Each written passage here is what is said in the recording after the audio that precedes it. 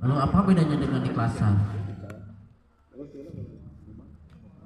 Di kafe pernah nggak? Tadi kan syaratnya di Klatda itu sudah di Klatsar, tapi di lapangan entah apakah telah melaksanakan di Klatsar atau belum, atau memang belum melaksanakan Klatsar, hanya ikut di Klatda. Begitupun yang di Klatwil. Yang jadi masalah di wilayah yang dan nasional tidak pernah menerapkan di Klatwil atau di Klatas, ada juga di Klatsus. Di nasional tidak ada pernah di Klatnas, ada juga di Klat Propos, di Klat apa lagi, di Klat Instruktur pernah satu kali.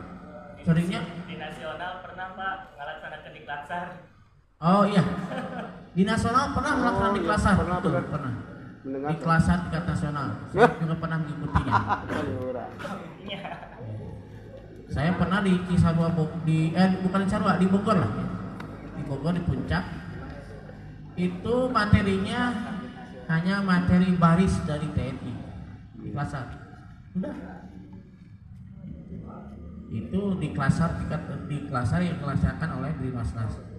Padahal tadi dijelaskan kan, yang namanya di Pauhin kelompok 2 kan dijelaskan.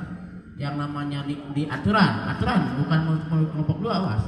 Menurut aturan yang namanya melaksanakan di Klatsar itu oleh Brimasda kecamatan atau juga Brimasda kabupaten kota itu boleh. Begitupun yang melaksanakan di Klatda itu dilaksanakan oleh orang yang bisa menampilkan kalau brigade itu tidak penting. Kalau ada bilang brigade tidak penting itu bodoh. Ya.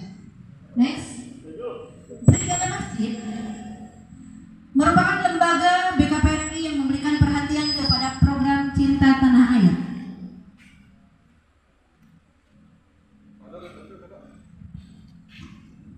Bela negara dan bela masyarakat, termasuk kegiatan SYAR dan dalam arti luas bagi pemuda remaja Masjid Indonesia, betul?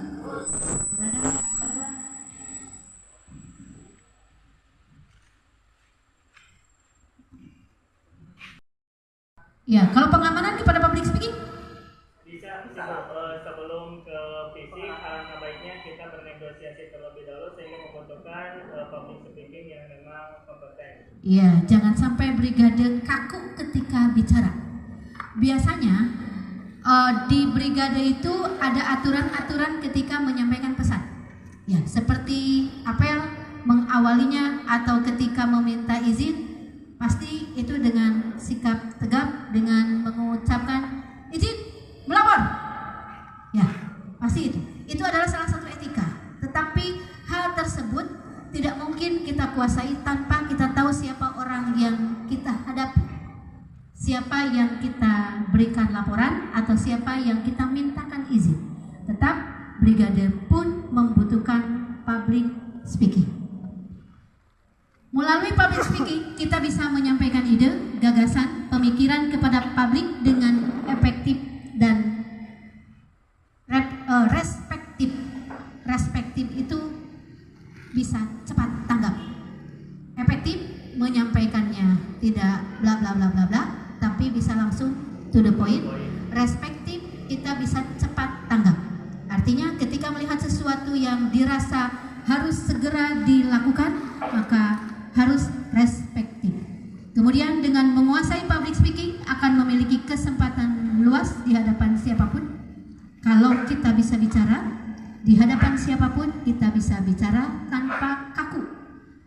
Karena kebanyakan orang punya pandangan kalau brigade itu nggak bisa ngomong seperti halnya luas orang-orang yang biasa ngomong di hadapan. Mereka hanya bisa bersikap tegap, kaku sesuai dengan perintah. Image tersebut harus kita singkirkan. Brigade memiliki kemampuan yang luas di dalam menyampaikan. Bukan hanya taat kepada aturan pimpinan, tetapi brigade juga mampu menyampaikan bahasa dengan baik ketika dia bertugas. Bicara. Saya bisa bicara. Saya bisa bicara. Saya bisa bicara. Oke, berarti sekarang sudah mulai. Ternyata saya harus bisa bicara.